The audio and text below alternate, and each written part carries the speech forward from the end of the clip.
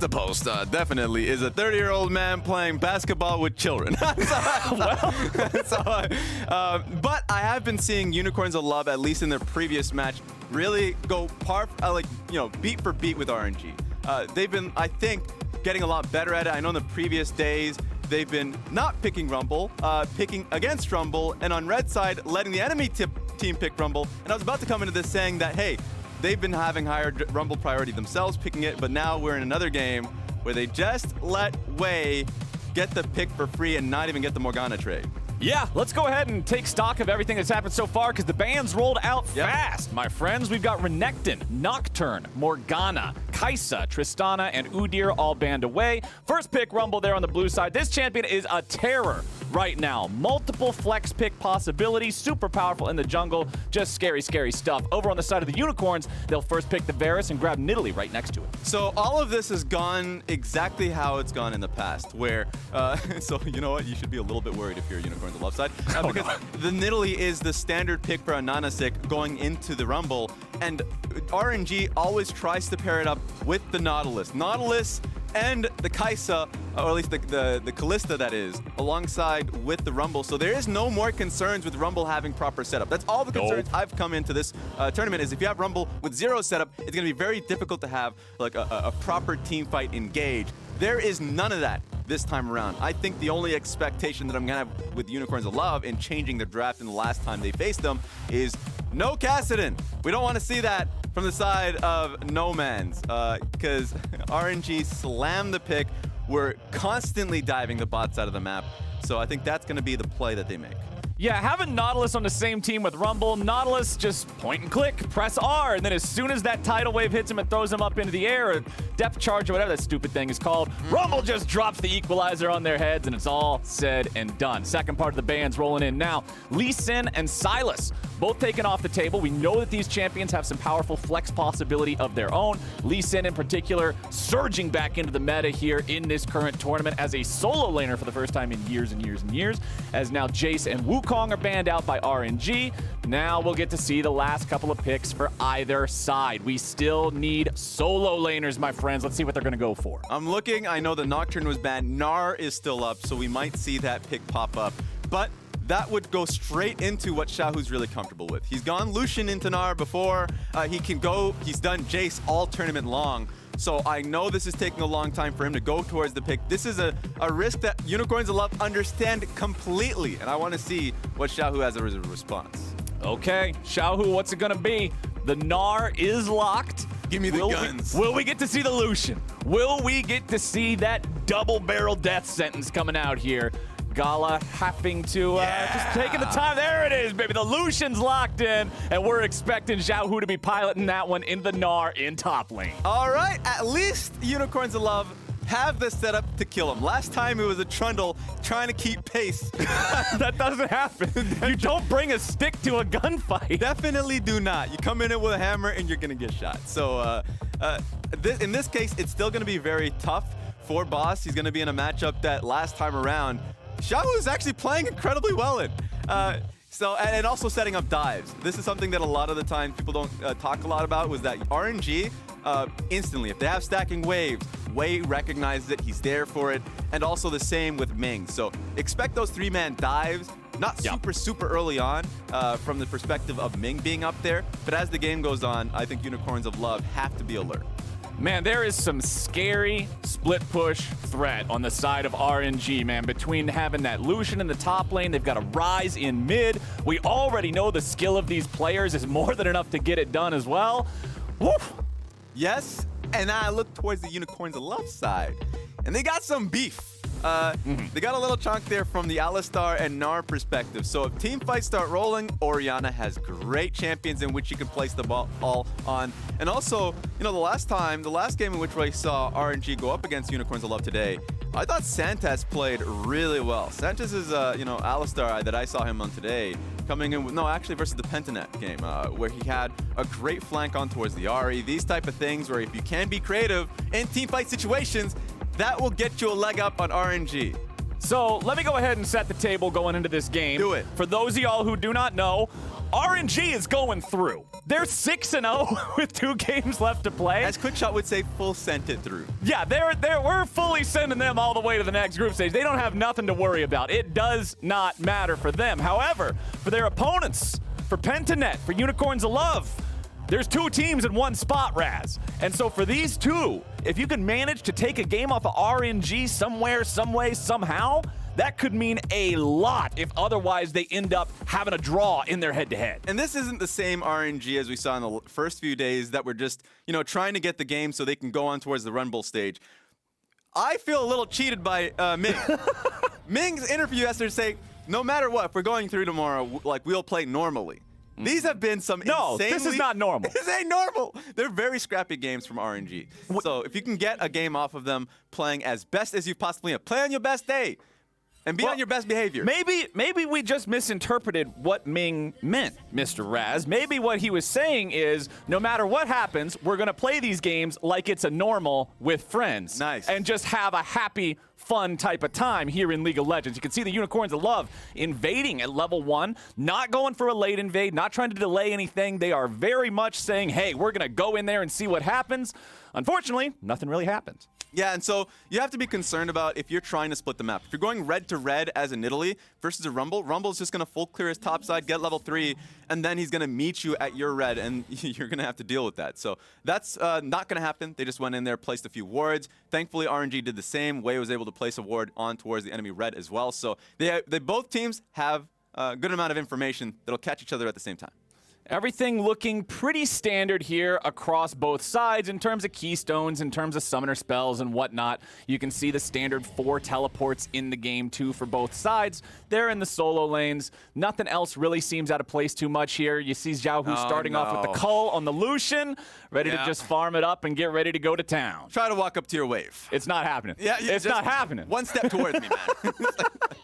He got hit with the boomerang, but he doesn't care. Immediately just turns around. You got 1 boomerang. He's got 2 guns. All right.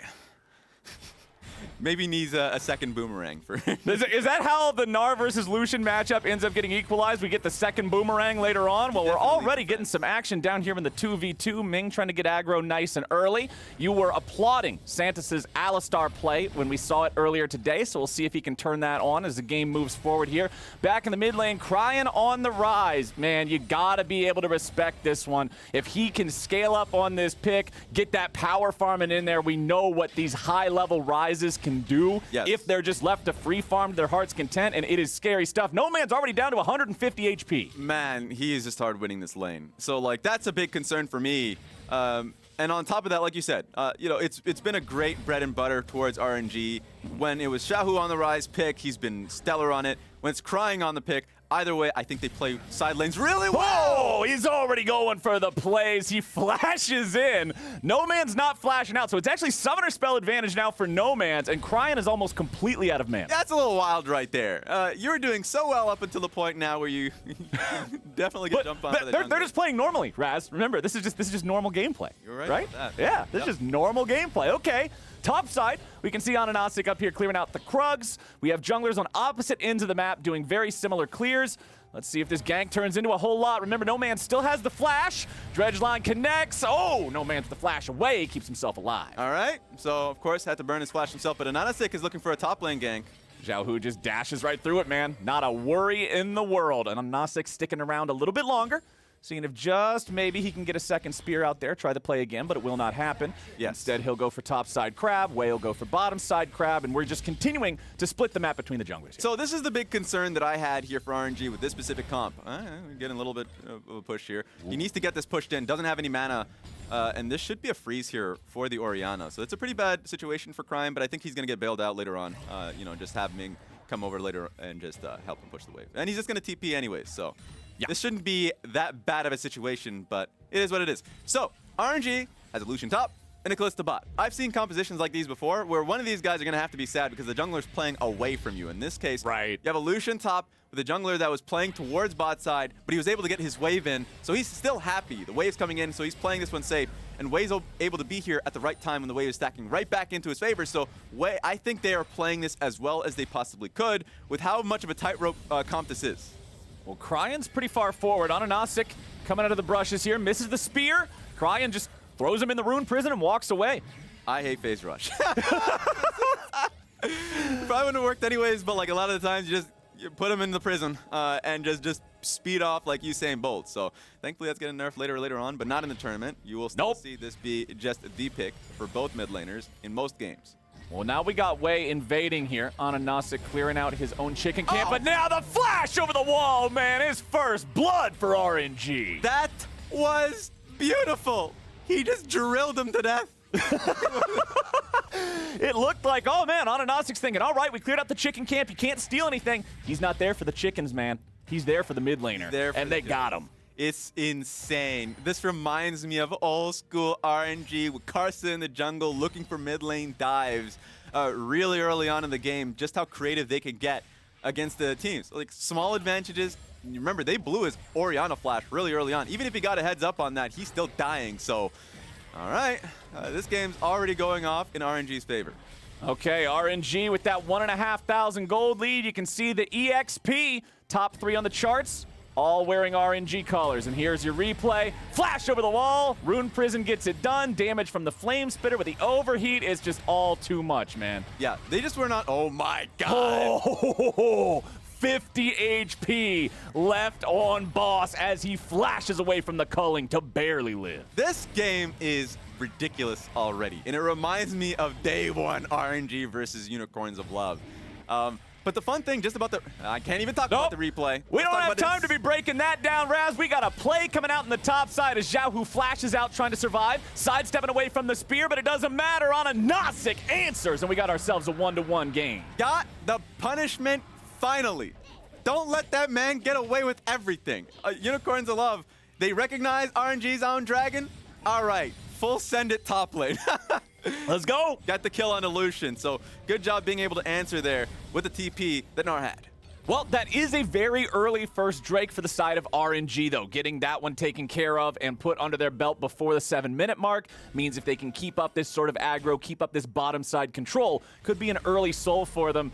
We saw that last game wasn't exactly an objective-heavy match of League of Legends, but maybe RNG wants to prioritize those Drakes a little more here in this game. They've still got a 1,000 gold lead despite the even kill count, and when you wonder where that's coming from, look no further than the farm, my friends. 1 wave lead there in the mid lane, 2 camp advantage in the jungle, 20 farm up in the top side, and almost the same story being told on the bottom side. And this is the thing, Raz, you already mentioned earlier, the jungler has to play to only one side of the map. You can't be everywhere at the same time, but both of these side lanes seem to be very happy with the current state of things. Yeah, so that joke I was making a little earlier on with the 30-year-old man in the basketball court seems like RNG here, where they're definitely schooling. And a lot of it comes down to the fact that just in terms of the laning phase, Xiaohu just is slow stacking waves, all-inning on, so it makes it so Boss actually has to base in those instances and lose out in the full farm. And take a look at this.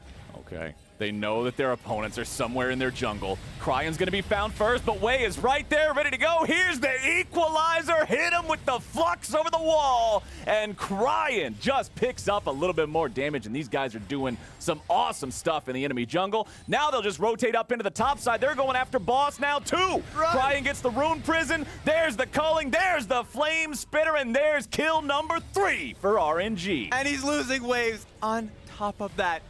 It's just getting worse, Cap. It does not get better against a team like this, my friend. Xiaohu will pick up the next wave, allow the next one of his own to crash. They'll steal the Krugs. They'll take everything. Nidalee's spear can't even kill the medium Krug, man. It's rough, and it's just happening through constant movement, tempo from the jungler. Wei is just recognizing when the stacking wave top lane, he's just there, man. And it's not as if Unicorns of Love don't have the information. They recognize these plays are happening. Like the way earlier portion of the game, when Orianna got dove mid, they saw Rumble there. But they just didn't think that that was a play, and you're getting burned alive. Oh, AHaHaCiK, no! He's taken down in the 1v1 on the top side river. Jungle Kingdom for Wei so far this game. 2-0-2 on the Rumble. Looking to pick up his second neutral objective now with that Rift Herald being secured. So while there is a team differential, there should... I'm going to make it very clear. Oh, they ain't going to stop, huh? No, we are not stopping anytime soon. Boss is not allowed to play the game. He is almost at half the farm of his opponent on a champion like Gnar. That just shows you how badly Xiaohu is slamming this lane. And this is their strong side too. Nidalee's on the top side of the map, so he's trying to defend him, but they just can't do that. Ming is also just doubling down so they can make this happen. He's crawling to the farm. He's going to get a few of them. Okay, so Boss gets a couple of minions at least, but it's still 94 to 52 if he gets both of these. That is not the state that you want this lane to be in, my friend. And this goes back to, I have to make it very clear, Rumble is a insanely good champion. Not in just the jungle, but also just as an overall pick. And they're going to look to find a pick on the Nautilus. Okay, let's see if they got the damage for it. Why am I even asking the question? Wei is on a killing spree. AHaHaCiK tries to get away, but the point-and-click power of Ming's ultimate says there is no way out. Gala takes the kill on that one, bringing our game up to 6-1 with a 4,000 gold lead 10 minutes in. I think they'll ban the champion next game. I'm just going to put it out there. I'm going to be on a limb. I think they won't let the enemy team have Rumble. It's pretty scary stuff, man. I mean, this champion, we all know that he's S+ tier on this patch. We all know that Rumble's, you gotta pick or ban him. And when you give him to a jungler that's as good as Wei, to a team that's as good as RNG, there's just, what are you even supposed to do against this, Raz? Yeah, they have the setup too, as you can see from this one. Sure, they thought they were gonna get the pick on towards Nautilus, but you saw Kalista and Rumble that were there on the flank. And it was just, you're in the corridor as well, so an easy kill on towards Santis and a chase down on towards AHaHaCiK. So in this situation, the setup wasn't even required just because of where the fight was happening and the terrain around you. But you have Kalista, you have Nautilus, you have the Rune Prison they've been making use throughout the entire game on Ryze. So Rumble is just having a field day. Well, here comes Dragon number 2 of the game. Wei is already hanging out down here in bottom lane. Still has that Rift Herald ready to go if they want to use it to try to take down the entirety of the bottom lane turret, or they can just get the 2 plates for free. Looks like that's just what they're going to do here. They should get that charge, no problem. Gala will stick around, clear out the last little bit of this wave, make sure he gets all the money for the cannon, and Wei rotates over to the Drake. Doesn't look like anybody from Unicorns of Love is going to be around to stop it. Instead, they might try for a dive here in the top lane. We'll see if they got what it takes to take down Xiaohu, who just decides he's not going to go back towards the turret. He'll just kill Boss instead. Tries to go for the flash to finish off the kill. Won't quite be able to find it. Now he's running away towards enemy territory. Nomanz is going to find him, but he dashes over the wall, sidesteps away. The spear's not able to find him. Finally, Xiaohu will die.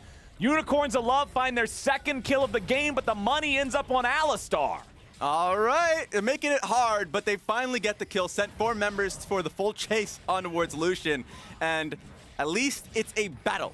That's all I'm saying. At least it's a trap, and they're doubling down. I think Lucian did the right thing, just full clearing the wave so they couldn't actually come through the turret, or at least it would be very difficult to do so, and he was so close to getting the kill on towards the Gnar. Oh, boy. All right. Oh, this could be this. Oh, no, Lodik, you got to be so careful. I think for that play. Oh, he's got to be so careful here. He's dead. He's already dead. There it goes. Wow, he died before I completed the sentence. That's what happens in a game like this. He didn't even get the chance to walk up to the wave. The man just took 1 step away from his turret, and they said that was all you needed.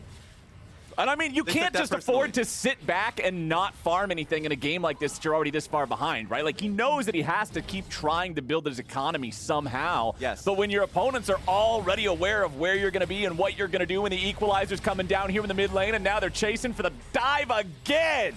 Cryin finds his second kill, 8-2. I just want to see the damage per minute on the Rumble, like, in this game. Because it's too much. It's a bit ridiculous. It's too much, man. A little bit ridiculous.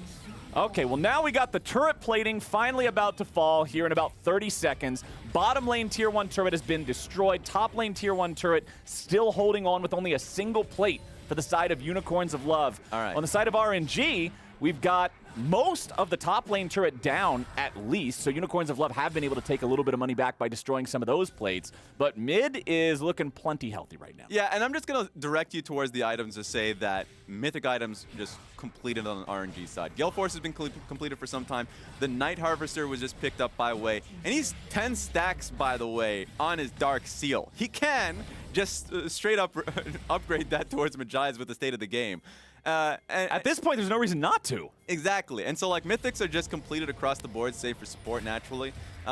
So it's just difficult for Unicorns of Love to make a play. Holy cow, look at how much damage comes out from those electro harpoons, and then the flame spitter, man. RNG picked themselves up a free kill on the enemy support. Boss is coming around from the side, but he quickly decides he doesn't want anything else to do with this fight. AHaHaCiK has to run. His damage is just way too much. He'll continue pushing forward. Ming coming around from the side will not quite find the dredge line. Doesn't have enough range on that one, but it's a 5-man push onto the tier 1 turret from RNG, and they'll take down their 4th turret of this game. So confident that they're willing to dive on the 2nd tier turret, that they're willing to push them in. That hook had landed. Absolutely, they're going in.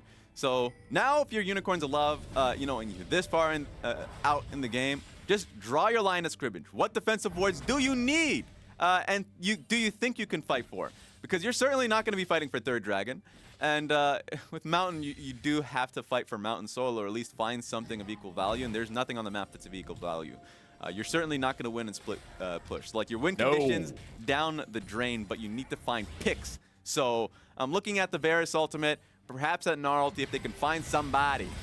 Well, they're jumping in on Xiaohu here. He takes a lot of damage from AHaHaCiK, but now that Ming's nearby to provide protection, Xiaohu will not die. Both kills so far that the Unicorns have been on Xiaohu. Everybody else on RNG completely deathless. Waze up here on the top side, taking out the 2nd Rift Herald of the game. It is a 7,500 gold deficit at 15 minutes already. RNG is looking to make this a quick one, Raz. They are.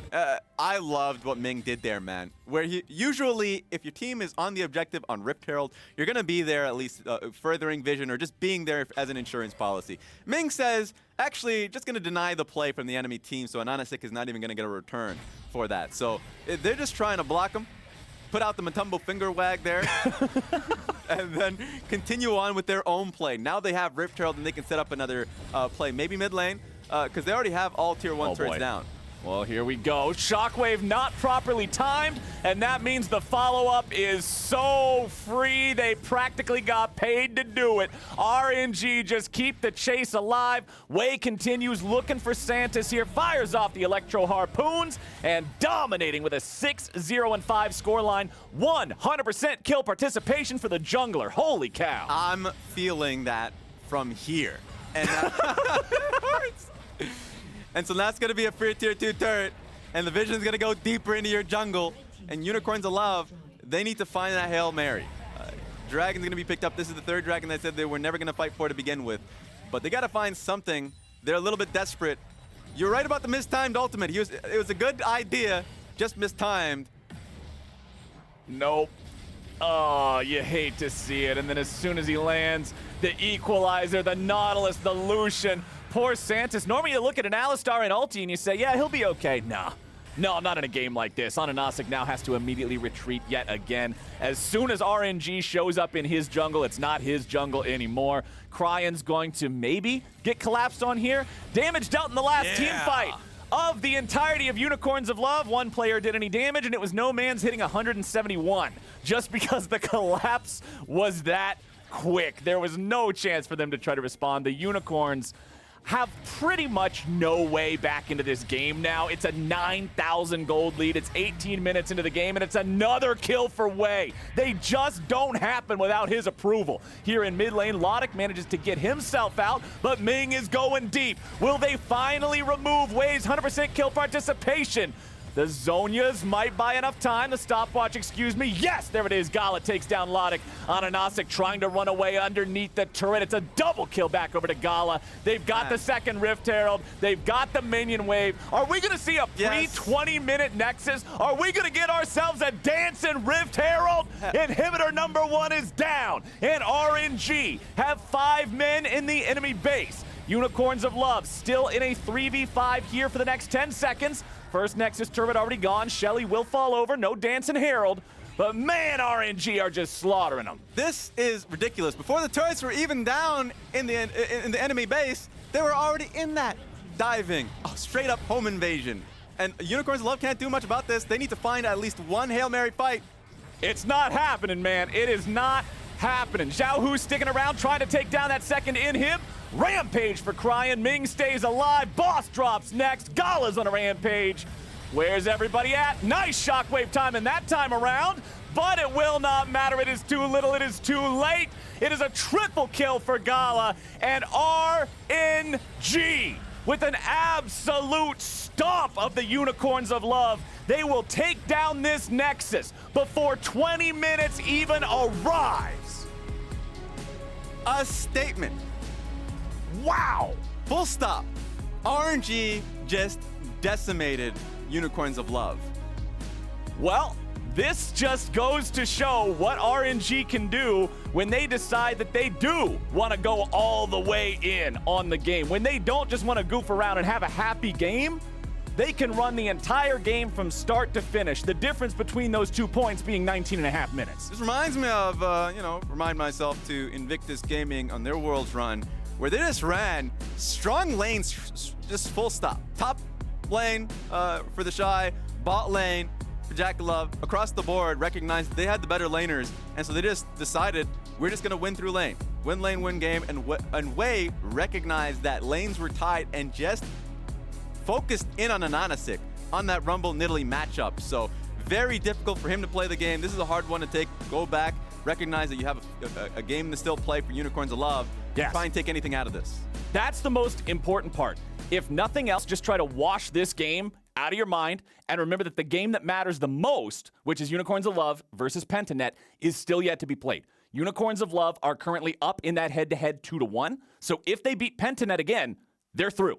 Pentanet's done, and that'll be it. But if Pentanet wins it, then all of a sudden they're tied. And unless Pentanet manages to upset RNG in the final game, then that'll come down to a tiebreaker. So Unicorns of Love have to make sure that this doesn't rattle them. Don't let this affect the morale or anything like that. Don't fall victim to tilt and come back swinging for that next game. We're throwing to a break here now, and then we will see the Unicorns of Love in action.